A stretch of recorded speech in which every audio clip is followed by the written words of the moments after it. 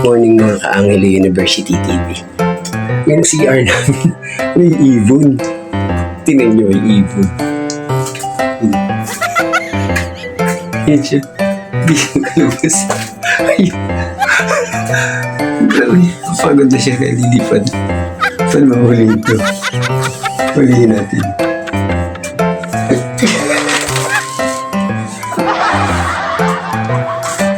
Nalagyan natin dyan. Hindi siya makawala dito eh. Ayun siya oh. Ba't kaya may ibon dito? Ano nangyari? Bakit dito siya lumipad? Ayun siya. Oh. Ginugulo ba ako nito? Nagulat ako. Akala ko paniki. Halika, dali.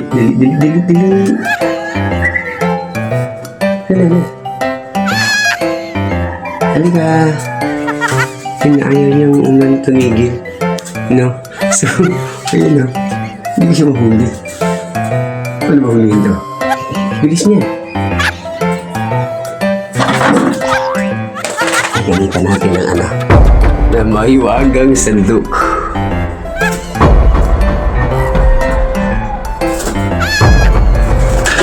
Hindi. Sana. Ay, hindi. Ay, bilis.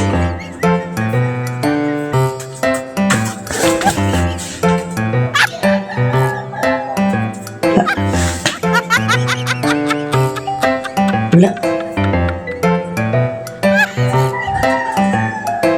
Ayan, nakalabas na.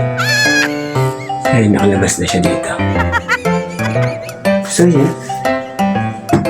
Nawala na yung ibon. Na. Saan siya? Napagod na siya kalilipad, no?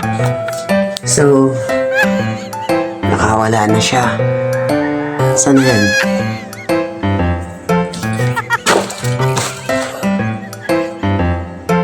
Nakagdali ba natin? I-review ko siya, camera ko nasa napunta. Nawala yung ibon.